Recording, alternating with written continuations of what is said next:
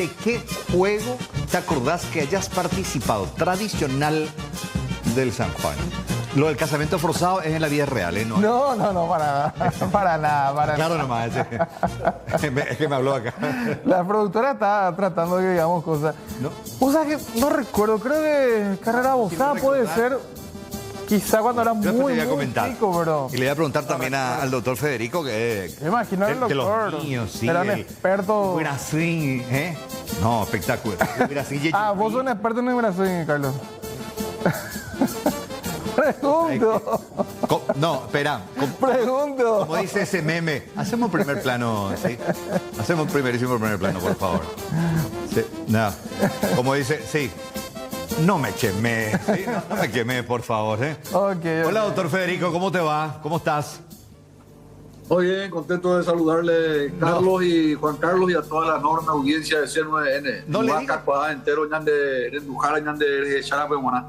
Justamente mi campaña, você las estafas, recuerda San Juan, la Tatari, Yehasa, pero diciendo añadimai porque mucho tiene que ver con la creencia y con la fe en el santo patrono. Porque hoy se sabe, no, poca fe terminado ahí en el quemado después. No, yo el Tatari ya paso también, Sí. pero mira, sí, carrera bozada, baila yejerei, cambuchique, yocao, mira, simpática. No, yo también, yo participé de los tradicionales, en el interior principalmente de esas fiestas. Toro candil, Toro candil, pelota. Era lo que siempre hacíamos. Yo siempre cuento una anécdota, y con esto me despido, y la músico. Una anécdota acá en el Beato Luis Guanela, San Miguel Arcángel, Ciudad Nueva, ahí cerca de la Central 2 de Antelco. El pelotatata. Y un día lluvioso de junio, con mi bota de lluvia, ese de plástico negro. Hacer la pelotatata. Ok, paitela de botas, ¿eh? Y cuara paitese. Anécdotas de criatura. Bueno, doctor, veo que vamos a hablar de educación, un tema muy interesante, posguerra, ¿eh? Muy, muy interesante porque recuerdo a Ramón Indalecio, no sé si le tocó no posguerra a él también, a grandes docentes, maestros de nuestra educación paraguaya, doctor. Sí, en realidad, Carlos, audiencia, nosotros estamos en 1924, ¿verdad? El año que viene van a cumplirse 90 años de la Guerra del Chaco, o sea, sin darnos cuenta, estamos marchando hacia el centenario de la victoria del Chaco. Entonces, la mayoría de los programas guardan relación fundamentalmente con la Guerra del Chaco. Lo que queremos es zambullirnos a la profundidad de la historia y el Chaco que tanto nos apasiona, que tanto nos gusta y que tanta admiración, cariño y amor tenemos.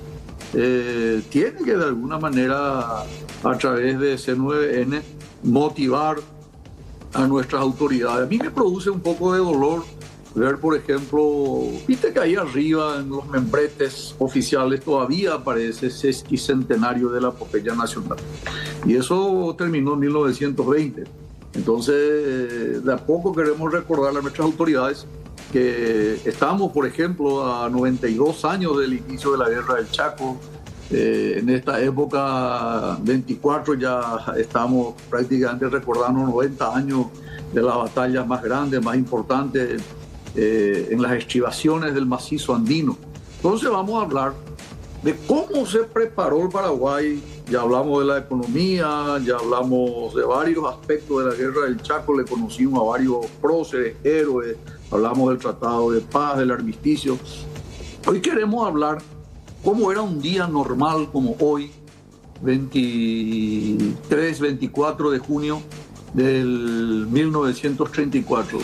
Se cerraron las escuelas en el Paraguay, había clases en el Paraguay, en la educación primaria, en la secundaria, en la capital, en el interior. ¿De qué manera ayudaron los niños, los alumnos, los docentes, sobre todo maestras? Mirá, una vez más, la maestra paraguaya y sobre todo la figura señera de Ramón Indalecio Cardoso.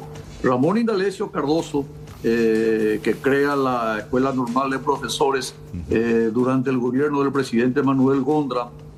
De a poco se fue consolidando con el presidente Manuel Franco, se consolida con Manuel Gondra, y durante la presidencia ya de Eusebio Ayala, se hace efectiva la unión de la asociación normal con la escuela de profesores y se crea la escuela normal de profesores.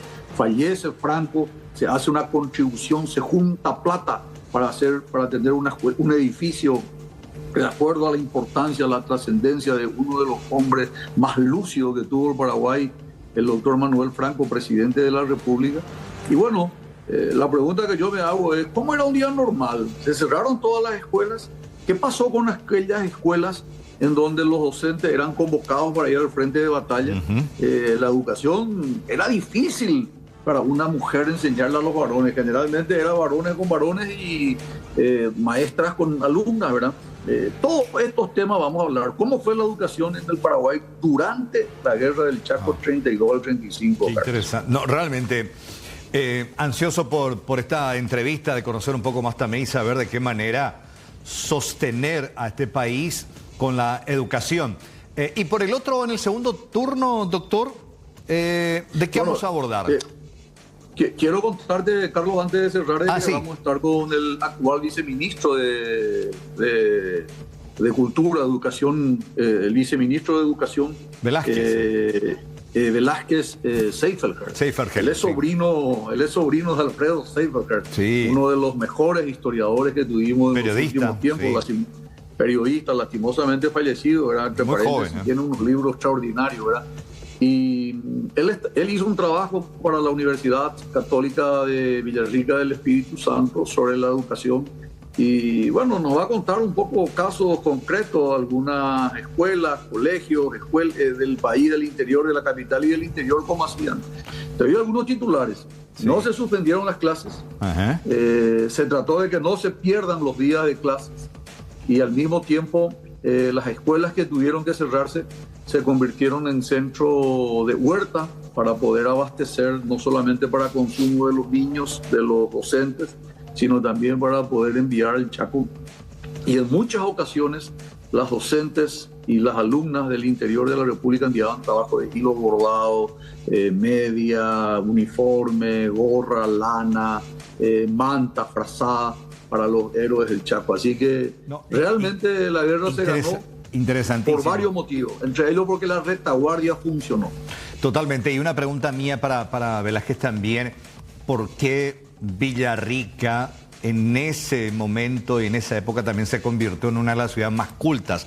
Y mucho tiene que ver precisamente con los educadores que vio parir esa ciudad. Te va a responder seguramente, pero Villarrica era la segunda ciudad del país. Por eso. Hay que tener en cuenta que en esa época no existía la Ciudad del Este, Encarnación era un lugar donde hasta allí llegaba el ferrocarril, pero el sitio obligado donde llegaba el ferrocarril y estaba en el centro del país era Villarrica del Espíritu Santo, que de un tiempo después toma justamente el carácter de cultura, porque ahí se radicaron, fueron varios los exponentes, Manuel Ortiz Guerrero, el mismo Ramón Indalecio Cardoso, hijo, entre paréntesis, Ramón Indalecio Cardoso, a la flauta de Antonio Taboada, hijo de Antonio Taboada.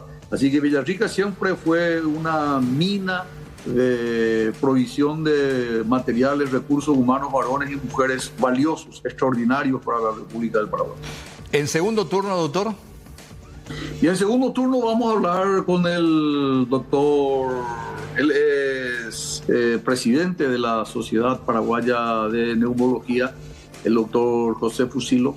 Queremos saber el cigarrillo y su compañía, en este caso los vape, los famosos vapeadores, ¿dañan solamente el pulmón, dañan solamente el aparato respiratorio o también afectan a otros órganos de la economía? ¿De qué manera afecta la salud el cigarrillo? ¿De qué manera lo hacen los vapeadores? ¿Cuál es la opinión? ¿Cuál es la comparación? Por ejemplo, ¿se consiguen los vapeadores en forma tan liberal, tan indiscriminada, tan criminal como se consigue acá en Paraguay y en los países vecinos?